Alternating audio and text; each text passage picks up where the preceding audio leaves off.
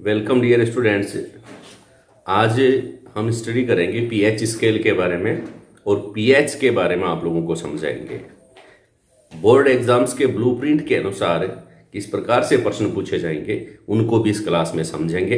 तो ध्यान से सुनेंगे इस क्लास को और पढ़ेंगे एकदम कंसंट्रेट माइंड से, क्योंकि कंसंट्रेशन का ये टॉपिक है, इसलिए माइंड भी आप लोगों का कंसंट्रेट होना चाहिए। ठीक है, क्या बात है इसमें अपन ये रीड करें कि पीएच स्केल क्या है। इसमें दो शब्द आ रहे हैं, एक तो दो वर्ड आ रहे हैं, एक तो पीएच और दूसरा स्केल। पीएच, इसमें जैसे मान लो कि पीएच स्केल तो होता क्या है, जैसे अपन काम में लेते कई प्रकार के अपार्टस काम में लाते हैं, जैसे थर्मोमीटर जो है उसके द्वारा हम टेम्परेचर कैलकुलेट करते हैं। थर्मोमीटर के द्वारा क्या कैलकुलेट करता है, क्या किसका मेजरमेंट करते हैं, टेम्परेचर के द्वारा, इसके थर्मोमीटर के द्वारा टेम्परेचर का। लेक्टोमीटर जो है वह लेक्टोमीटर के द्वारा अपन प्योरिटी ऑफ मिल्क की शुद्धता जो होती है उसका कैलकुलेशन करता है। स्फेग्नोमेनोमीटर जो होता है उससे ब्लड प्रेशर मापा जाता है, और स्टेथोस्कोप जो होता है उसके हार्ट बीट अपन मापते हैं। खूब सारे साइंटिफिकल जो एपार्टस हैं वो कई यूजेज में आते हैं। इसी प्रकार एक और स्केल है पीएच स्केल। यह क्या करता है कि किसी कोई भी जो सॉल्यूशन है उसका या उसमें से उसकी एसिडिटी या उसमें हाइड्रोजन आयन जो होते हैं उनकी कंसंट्रेशन को मापता है। ठीक है, पीएच स्केल किसको मेजरमेंट करता है, कंसंट्रेशन ऑफ हाइड्रोजन आयन। किसी भी सॉल्यूशन की अगर हाइड्रोजन आयंस की कंसंट्रेशन अगर कैलकुलेट करनी है तो जो स्केल काम में लिया जाता है दैट इज पीएच स्केल। ठीक है, अब हम चर्चा करने जा रहे हैं पीएच के बारे में। पहले पीएच आप लोग समझेंगे। पीएच देखिए, इसमें दो शब्द आ रहे हैं इसमें, एक तो पी, समझ गए। पी जो है एक जर्मन वर्ड है। पी क्या है, एक जर्मन वर्ड है, पुशांस या पोटेंज, जर्मन वर्ड। पी कौन सी लैंग्वेज का है, जर्मन वर्ड है पी। पी क्या है, जर्मन वर्ड है, ये ध्यान में रखना। और जर्मन वर्ड कौन सा जर्मन वर्ड है, पोटेंज या पुशांस, इसको इंग्लिश में हिंदी में कहेंगे, वैसे इंग्लिश में लिखेंगे POTENZ, पुशांस। ठीक है, पोटेंज जो है वह क्या हो गया, एक जर्मन वर्ड है उससे बना है, और इसकी जो इस पुशांस विंश होता है पावर। पुशांस विंश क्या होता है, पावर होता है, या पोटेंज विंश क्या होता है, पावर होता है। तो P फॉर पावर आप रीड करेंगे, ये ध्यान में रखेंगे। P फॉर क्या होता है, पावर। कौन से वर्ड से बना है, पोटेंज से बना है। ठीक है, पोटेंशियल जैसे होता है, तो पोटेंज से, जर्मन वर्ड पोटेंज से पी बना है। आगे बात समझो, पी की कौन सी लैंग्वेज का है, जर्मन वर्ड है। ठीक है, पी जर्मन वर्ड है। कौन सा जर्मन वर्ड है, पोटेंज है। पोटेंज मीन्स क्या होता है, पोटेंज मीन्स क्या होता है, पावर होता है। आगे बात समझ में। दूसरा जो वर्ड दे रखा है एच, वह एच मीन्स होता है हाइड्रोजन आयन। एच रिप्रेजेंट, किसको रिप्रेजेंट करता है, H represent hydrogen ion. H plus ions जो होते हैं उनको यह रिप्रेजेंट करता है। तो पीएच में पी और एच आप लोग समझ चुके होंगे कि पी तो क्या होता है, जर्मन वर्ड है, पोटेंज या पुशांस जिसको कहेंगे, और इसका वर्ड जो है, इसकी मीनिंग जो होगी उसका क्या होता है, पावर होता है। आगे बात समझ में। H क्या है, H represent hydrogen ions. H का मतलब होता है हाइड्रोजन आइंस को ये रिप्रेजेंट करता है, H फॉर हाइड्रोजन आइंस। ठीक है, अब जो एट फर्स्ट सबसे पहले एक साइंटिस्ट थे, साइंटिस्ट का नाम था सोरेनसन। कौन सा नाम था, सोरेनसन ने सर्वप्रथम एक स्केल बनाया था, पीएच स्केल। किसने बनाया था भाई, सर्वप्रथम सोरेनसन ने। किसने बनाया था, सोरेनसन। साइंटिस्ट का नाम क्या है, सोरेनसन, SOREN। सोरेनसन नामक के साइंटिस्ट ने 1909 में क्या बनाया था भाई, मेड पीएच स्केल।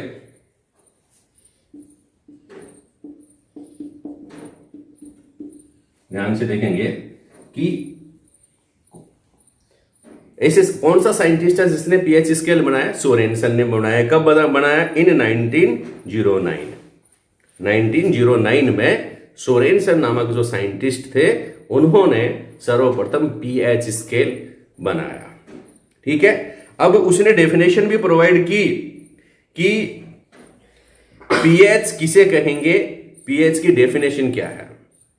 आ गई बात समझ में? पीएच की परिभाषा क्या है? तो डेफिनेशन देखिए, डेफिनेशन किसकी डेफिनेशन देखेंगे आप? इसकी भी देखेंगे, बोलेंगे आप लोग भी बोल सकते हैं डेफिनेशन। पीएच स्केल, पीएच की डेफिनेशन देखेंगे, पीएच क्या है? तो आप बताएंगे negative logarithm of concentration of hydrogen ion. Negative logarithm of concentration of hydrogen ion, concentration of hydrogen ion is called pH. लिखेंगे बोर्ड पे, negative logarithm, negative logarithm of concentration of hydrogen ion, negative logarithm of concentration, negative logarithm of concentration of hydrogen ion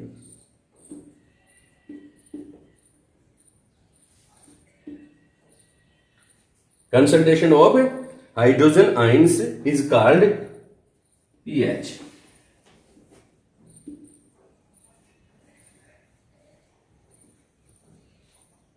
ऐसे लिखेंगे, P के ये अपन लगा देते हैं, ठीक है, पीएच इस प्रकार से लिखेंगे। तो डेफिनेशन मालूम पड़ गया आपको कि डेफिनेशन क्या होती है। एक बार बोलेंगे मेरे साथ डेफिनेशन की, बोलेंगे साथ, डेफिनेशन है ना, साथ बोलेंगे।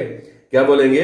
नेगेटिव लॉगरिथम ऑफ कंसंट्रेशन, बोलिए, negative logarithm of concentration of hydrogen ion is called pH. 3 बार बोलेंगे, बोलिए, negative logarithm of, negative logarithm of concentration, negative logarithm of, मैं क्या बोल रहा हूं वही बोलेंगे, negative logarithm of concentration of hydrogen ion is called pH। Okay, तो pH की ये थी डेफिनेशन। 3 बार अगर आप इसको बोलेंगे तो आपके दिमाग में फीड हो जाएंगी। जो आप रीड करेंगे वो दिमाग में फीड करेंगे। कब? जब आप इसको 3 बार बार बार ट्राई करेंगे, बार बार बोलेंगे। इसको बोलने से ही दिमाग में फीड होगा, क्योंकि बोलने से अपने कान भी सुनते हैं, अपना माउथ भी काम करता है, अपना दिमाग भी काम करता है। 3 चीजें एक साथ काम करती है। आईज भी काम करती है। आईज तो यहां देख ही रहे हैं, डेफिनेशन हो जाएगी, negative logarithm of concentration of hydrogen ions is called pH. ठीक है, अब देखिए अपन बात करें किसकी, नेगेटिव पीएच बराबर क्या हो जाएगा, इसको मैं मिटा रहा हूं, नेगेटिव लॉगरिथम ऑफ, लॉगरिथम आपने रीड नहीं किया होगा क्योंकि पहले जो मैथमेटिक्स थी उसमें लॉगरिथम आता था, लेकिन आजकल आता नहीं है। आप इसको सिंपल सी इक्वेशन में समझेंगे कि पीएच बराबर नेगेटिव, नेगेटिव का ये क्या होता है, साइन होता है नेगेटिव, यही तो है। नेगेटिव लॉगरिथम है तो एलओजी लिखेंगे, negative logarithm of concentration of hydrogen ion. तो ये जो साइन है ये क्या है, ये क्या बनाया मैंने, ये क्या बनाया है, नहीं ये क्या है, ये किसका साइन है, ये ब्रैकेट है। कौन सा ब्रैकेट है, मीडियम नहीं है, लार्ज ब्रैकेट है ये। अच्छा मीडियम है क्या, लार्ज ही है ना। तो लार्ज ब्रैकेट जो है यह है इस प्रकार से, अगर किसी आयंस को या किसी भी जो एलिमेंट है उसको इस ब्रैकेट में अपन बंद कर देता है ना, तो यह किसका साइन हो जाता है, कंसंट्रेशन का। तो इसका मतलब क्या है, ये किसको रिप्रेजेंट कर रहा है, कंसंट्रेशन ऑफ हाइड्रोजन आगे। मतलब ये ब्रैकेट और ब्रैकेट में H+ लिख करके ये किसको रिप्रेजेंट करता है, कंसंट्रेशन ऑफ हाइड्रोजन आयन। क्या लिखेंगे, कंसंट्रेशन ऑफ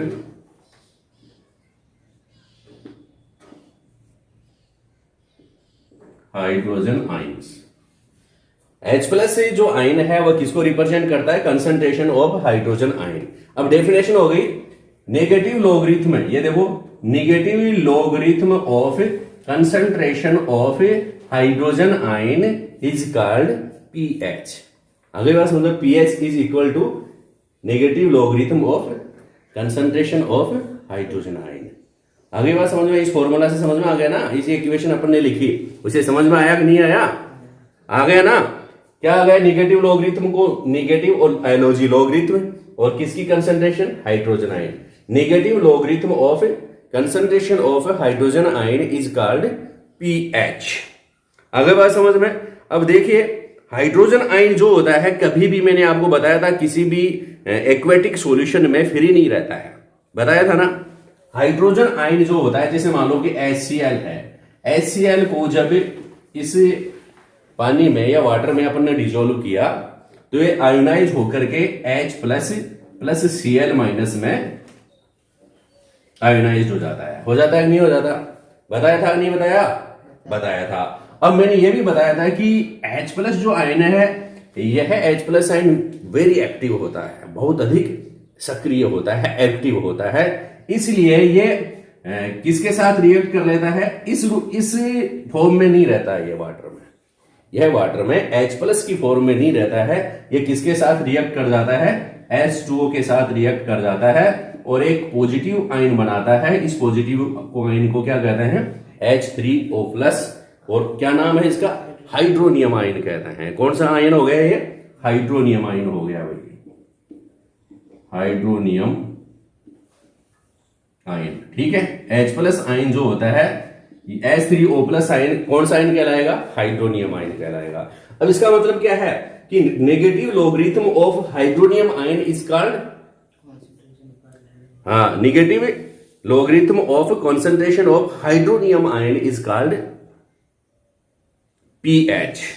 इसका मतलब क्या है? यही तो हो गया ना कि इसकी जगह अपन क्या सेट कर सकते हैं? देखिए इसकी जगह अपन क्या सेट कर सकते हैं, क्या लिख सकते हैं? देखिए pH is equal to negative logarithm of concentration of hydronium ion is called pH. इस डेफिनेशन से अपन ये लिख सकते हैं कि नहीं लिख सकते? लिख सकते हैं ना? समझ रहे ना बात को? ये लिख सकते हैं नहीं लिख सकते? समझ में आ गई मैंने क्यों लिखा?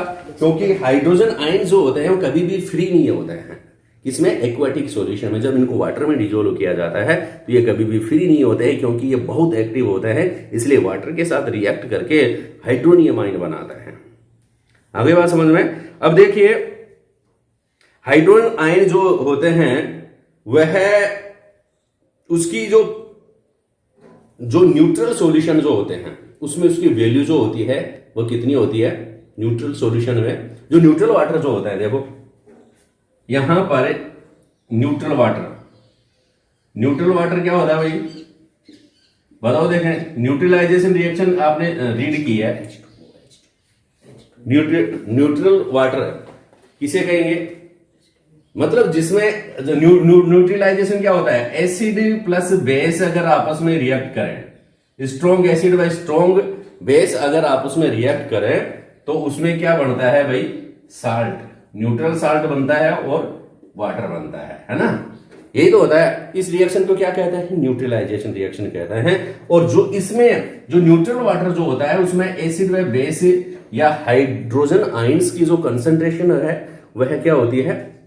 7। न्यूट्रल वाटर में कंसंट्रेशन ऑफ हाइड्रोजन आयंस जो होती है वो कितनी होती है? 7। 1 इंटू टेंजेंट्स की पावर -7। आप ध्यान में रखेंगे कि for neutral water concentration of hydrogen and hydroxyl ion, ये ध्यान में रखेंगे। एक लाइन आप ध्यान में रखेंगे, फॉर न्यूट्रल वाटर, देखिए for neutral water concentration of hydrogen, concentration of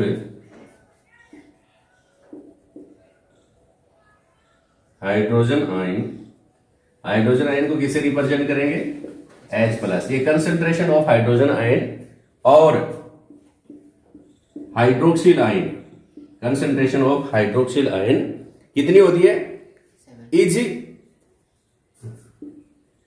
1 into 10 की पावर -7। आ गई बात समझ में? यानी कि इसकी वैल्यू जो होती है वो कितनी होती है? 1 इंटू 10 की पावर -7। आ गई बात समझ में? अब इसमें अपन वैल्यू निकालेंगे न्यूट्रल वाटर की। न्यूट्रल वाटर का पीएच कैलकुलेट कर रहे हैं, तो न्यूट्रल वाटर में इनकी कंसंट्रेशन कितनी होती है? कंसंट्रेशन कैलकुलेट की हुई है। ये आप लोगों से पूछ ले कि न्यूट्रल वाटर में हाइड्रोजन आयन व हाइड्रोक्सिल आयन की कंसंट्रेशन कितनी होती है, तो आप बताएंगे 1 इंटू 10 की पावर -7।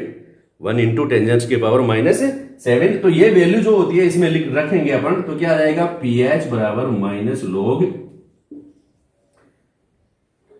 1 इंटू 10 की पावर -7। ठीक है। अब इसको और अपन सोल्व करते हैं। लोग अगर सोल्व करते हैं ना, तो पीएच बराबर क्या हो जाएगा?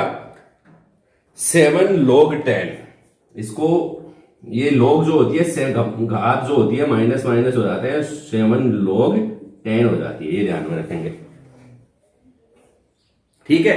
अब इनके लिए भी टेबल फिक्स है log 10 की वैल्यू। ठीक है। log 10 की वैल्यू जो होती है ना, वो 1 होती है, सिंगल। log 10 की वैल्यू क्या होती है? अब log 10 is equal to 1। Value of log 10 is कितनी होती है? 1। ठीक है। तो अब log 10 की जगह pH बराबर 7 इंटू 1। आगे बात समझ में? pH बराबर क्या हो जाएगा? pH is equal to 7 into 1 हो गई ना। तो क्या हो जाएगा? न्यूट्रल वाटर की pH कितनी होती है? 7। जो भी न्यूट्रल सॉल्यूशन होगा एसिड व बेस का, उसकी pH कितनी होगी? 7 होगी। कितनी होगी? 7 होगी। ये आप लोग ध्यान में रखेंगे। ठीक है। न्यूट्रल वाटर की pH कितनी होती है? 7 होती है। ये आपको एक्सप्लेन करना होता है। एक्सप्लेन कर देंगे इस हिसाब से, क्या कि negative logarithm of concentration of hydrogen ion is called pH. Definition हो गई पहले तो, यानी कि पीएच बराबर negative log concentration of hydrogen ion. अब मैंने यह कहा था कि हाइड्रोजन आयन जो होता है कभी भी फ्री ऑफ नहीं रहता है, ये बहुत एक्टिव होता है, इसलिए जल के साथ रिएक्ट करता है, वाटर के साथ रिएक्ट करता है और क्या बना लेता है? हाइड्रोनियम आयन बना लेता है। ठीक है। फिर मैंने कहा, अतः इसको अपन रिप्रेजेंट कैसे कर सकते हैं? दोबारा ऐसे भी लिख सकते हैं, pH बराबर -log H3O+। और न्यूट्रल वाटर के लिए, for neutral water concentration of hydrogen ion and और हाइड्रोक्सिल आयन इज 1 इंटू 10 की पावर -7। ठीक है। तो अब इसकी वैल्यू करेंगे तो -log इसमें H3O की या हाइड्रोक्सिल की या हाइड्रोजन आयन की जो कंसंट्रेशन की वैल्यू रखेंगे तो कितनी हो जाएगी? 1 इंटू 10 की पावर -7 और pH बराबर 7 log 10। ठीक है। और pH बराबर 7। मतलब न्यूट्रल वाटर की क्या क्या कैलकुलेट किया आपने? न्यूट्रल वाटर की जो pH होती है वह कितनी होती है? 7 होती है भाई। न्यूट्रल वाटर की pH कितनी होती है? 7। pH ऑफ न्यूट्रल, अब आप लोगों से 3 बातें स्पष्ट ध्यान में रखेंगे। pH of neutral water, pH of neutral water, pH of neutral water is कितनी है भाई? 7। pH ऑफ न्यूट्रल वाटर कितनी है? कितना होता है pH ऑफ न्यूट्रल वाटर? ठीक है। ठीक है। pH of acidic water, acidic neutral water हो गया, या न्यूट्रल सॉल्यूशन भी आप लिख सकते हैं, वाटर या solution. pH of acidic solution,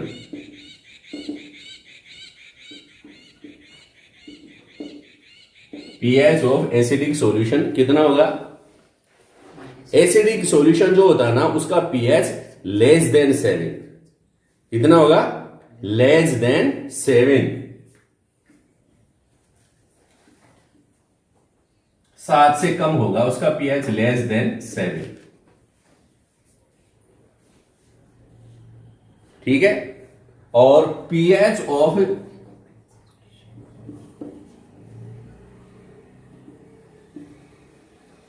basic solution, pH of basic solution कितना होगा बताओ?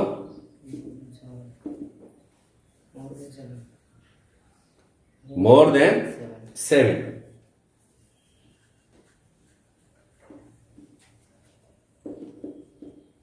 आ गई बात समझ में?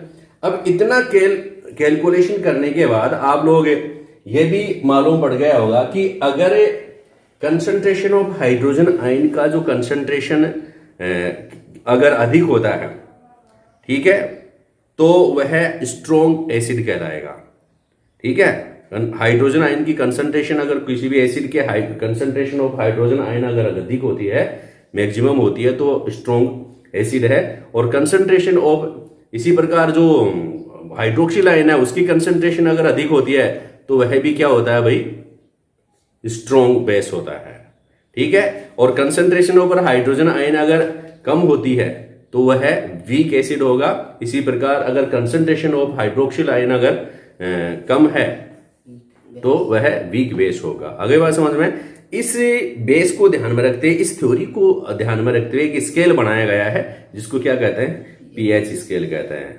जिस स्केल की सहायता से हम किसी विलयन की एसिडिटी व बेसिडिटी यानी कि कहते हैं एसिडिक सॉल्यूशन और बेसिक सॉल्यूशन का अगर अपन कैलकुलेशन करते हैं कि क्या ये एसिडिक सॉल्यूशन है या बेसिक सॉल्यूशन है, तो इसका कैलकुलेशन करें जिस स्केल की सहायता से, उसको अपन क्या कहते हैं? पीएच स्केल कहते हैं। ठीक है ना? तो पीएच स्केल का आपको डायग्राम एग्जाम में पूछा जा सकता है।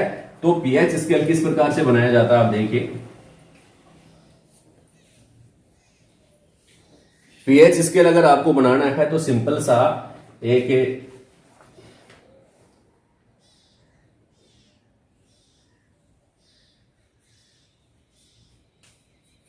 ये लाइन बना लीजिए। बना लेंगे क्या?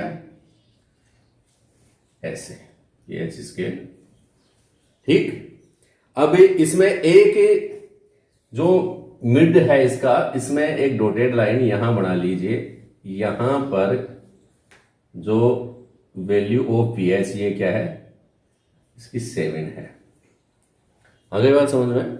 और एक लाइन आप तिरछी और यहां से वहां तक बना दीजिए।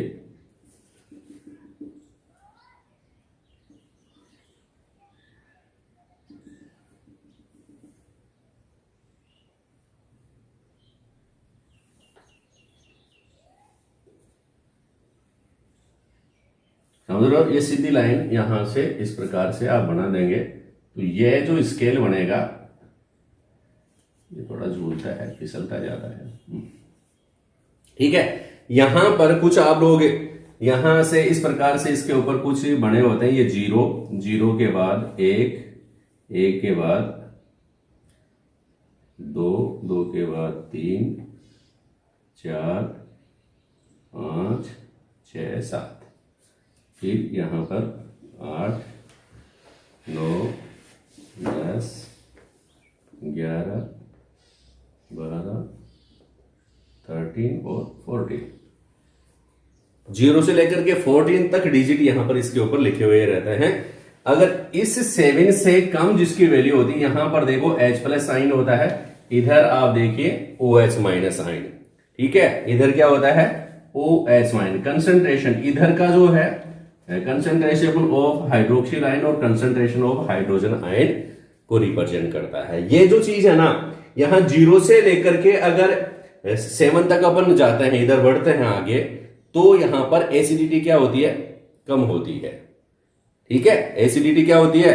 कम होती है, डिक्रीज होती है। ये देखो, अगर हम इधर से इस 0 से लेकर के 7 की ओर आगे बढ़ते हैं इस प्रकार से, ठीक है, 0 से लेकर के 7 तक एसिडिटी डिक्रीजेज।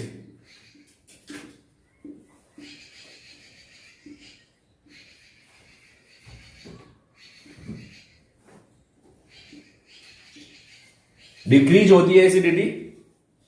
और 7 से लेकर के इधर देखिए आप, और इधर से जस्ट अपोजिट करेंगे तो भाई मतलब 7 से लेकर के कहां तक आएंगे? 0 तक आएंगे, 7 से 0 तक अगर अपन आएंगे, 0 से 7 तक जाएंगे तो क्या होगा भाई, एसिडिटी डिक्रीज होगी, और 7 से वापस इधर आएंगे तो एसिडिटी इंक्रीज होगी। देखो इसको आप समझिए,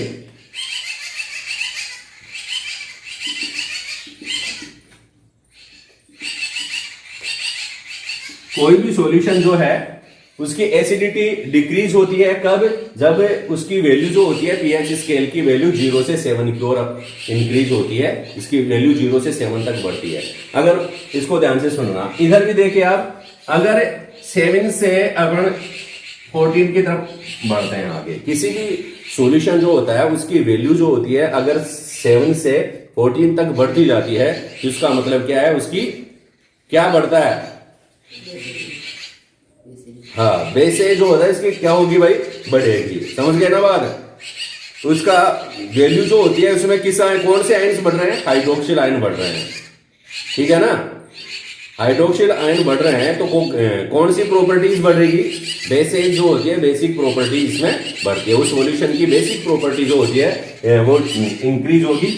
और अगर 14 से 7 तक आएंगे तो उसकी बेसिक प्रॉपर्टी जो होती है वह क्या होगी, डिक्रीज होती है। आगे बात समझ में। अब आपको मैं एग्जांपल बता रहा हूं, इसको ध्यान से सुनेंगे। इधर जो होती है ना, जैसे मान लो आप लोगों से पूछे एग्जांपल जिसके हैं, एसिडिक सॉल्यूशन के एग्जांपल कौन कौन से और बेसिक सॉल्यूशन के एग्जांपल कौन कौन से हैं, तो देखिए HCl क्या है, हाइड्रोक्लोरिक एसिड है, किसमें पाया जाता है, गैस्ट्रिक जूस में पाया जाता है। तो एसिडिक HCl जो होता है उसकी वैल्यू जो होती है उसका जो पीएच मापक्रम जो होता है 1.5 से 1.8 तक की रहती है।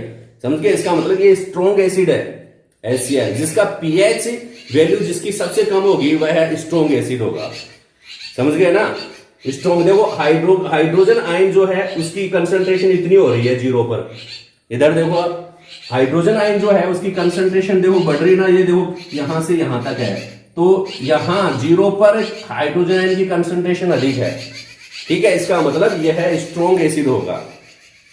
समझ रहे बात को, जो जो अपन आगे बढ़ रहे हैं इसके हाइड्रोजन आयन की कंसंट्रेशन जो है वो क्या होती जाती है, कम होती जाती है। ये देखो कम हो रही है ना, कम हो रही है। अगर इसमें यहां जाकर के जैसे अगर पीएच वैल्यू किसी की 4 हो तो उसमें हाइड्रोजन आयन की कंसंट्रेशन जो है वह क्या होगी, कम होगी, इतनी है कंसंट्रेशन, ठीक है ना। और हाइड्रोक्सिल आयन की क्या है, 0 है। ये देखो यह हाइड्रोक्सिल आयन को की कंसंट्रेशन को रिप्रेजेंट कर रहा है, यहां 0 हो रही है। और जिस सॉल्यूशन की हाइड्रोक्सिल आयन की वैल्यू पीएच स्केल की वैल्यू 14 है, उसकी हाइड्रोक्सिल आयन की वैल्यू अधिक होगी, और हाइड्रोक्सिल आयन की वैल्यू अधिक होगी तो वह क्या होगा, बेसिक सॉल्यूशन होगा, स्ट्रॉन्ग बेस होगा। वह किस प्रकार का होगा, स्ट्रॉन्ग बेस होगा। HCl है एसिडिक सॉल्यूशन है, गैस्ट्रिक जूस में किस भी एसिडिक है, सिट्रस जो है क्या है, सिट्रस भी एसिडिक है। समझ रहे हो ना, उसका पीएच जो होता है वह 7 से क्या होता है, कम होता है। Lemon, tomato, orange, citrus fruit सारे आ गए इसमें, लेमन है तो टोमेटो जो लेमन, टोमेटो और क्या हो जाएंगे, ऑरेंज। ऑरेंज भी क्या है, ऑरेंज के जो ऑरेंज जूस है उसमें भी एसिडिक सॉल्यूशन होता है, एसिडिक उसका मीडियम होता है। और इधर देखिए आप सोडियम हाइड्रोक्साइड, जिसका बेसिक पीएच होता है NaOH है, KOH है, ये स्ट्रॉन्ग बेस है ना, स्ट्रॉन्ग बेस है, इसका मतलब इसका पीएच क्या होगा भाई, हाँ 13 से 14 के आसपास इनका पीएच होगा। स्ट्रॉन्ग वगैरह जो होते हैं उनका 12 से लेकर के मान लो आप 12 से 14 तक इनका वो होता है। इसके अलावा ब्लड का पीएच भी क्या होता है, एल्केलाइन। ब्लड का पीएच है ना, ब्लड भाई इसको एसिडिक कहते हैं, इसको एल्केलाइन कहते हैं। एल्केलाइन जो होता है, ब्लड एल्केलाइन होता है, क्षारीय होता है, ब्लड भी होता है क्षारीय। और क्या होता है भाई, सोप वाटर, साबुन जो होता है वह भी alkaline in nature, soap water, क्योंकि सोप किससे बनता है, NaOH KOH इन्हीं से तो बनता है सोप। आप ध्यान में रखना इस बात का। कोल्ड ड्रिंक्स जो होती है वह भी alkaline in nature. Cold drinks का पीएच भी क्या होता है, कम होता है, ज्यादा नहीं होता है, लेकिन उसका जो नेचर जो है वह भी विथ सोडा कोल्ड ड्रिंक्स में अगर सोडा मिक्स है ना तो है एल्केलाइन है। वैसे कोल्ड ड्रिंक्स में कार्बोनिक अम्ल CO2 गैस होती है जिसकी वजह से एसिडिक इन नेचर होता है।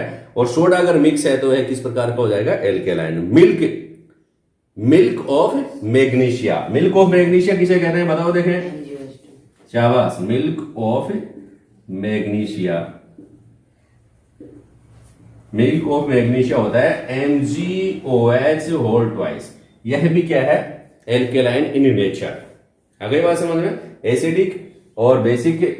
यह इस पीएच स्केल के द्वारा, ये देखो कंसंट्रेशन आप समझ रहे हो ना, हाइड्रोजन आयन की कंसंट्रेशन कितनी वैल्यू पर कम है सबसे, ये देखो ये 0 ही है, यहां पर 0 हो गई है, किसकी, हाइड्रोजन आयन की कंसंट्रेशन 0 हो गई है।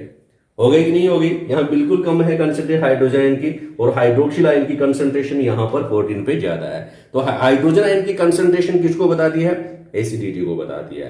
हाइड्रोक्सिल आयन की कंसंट्रेशन किसको बताती है, एल्केलाइन सॉल्यूशन को बताती है। आ गई बात समझ में, तो आप लोग ध्यान में रखेंगे। अब मैं बोर्ड पे एक बात और लिख रहा हूं आप लोगों को एक्सप्लेन करने के लिए।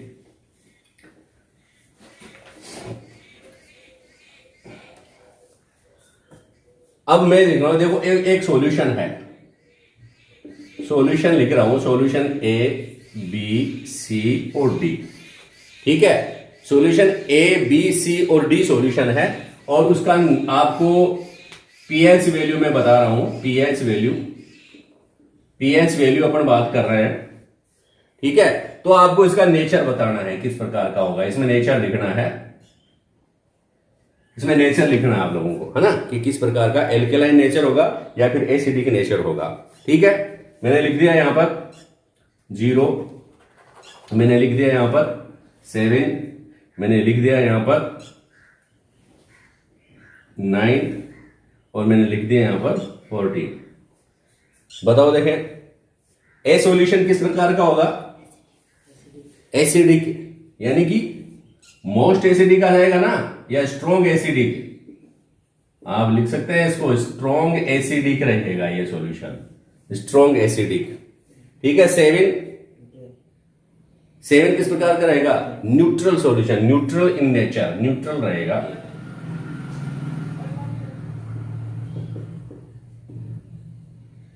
ठीक है।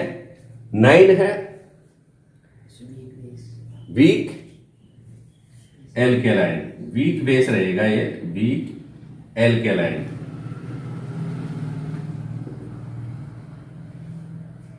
ठीक है। और डी जो सॉल्यूशन है उसके pH 14 है ना, स्ट्रॉन्ग बेस रहेगा ये, नेचर में स्ट्रॉन्ग एल्केलाइन, स्ट्रॉन्ग बेस आप इसको लिख सकते हैं। तो आपको आइडेंटिफाई करना पड़ेगा। अब मैं और बता रहा हूं आप लोगों को, लिख लिया गया ये भी लिख लिया। अब मैं आपको ये कहूं,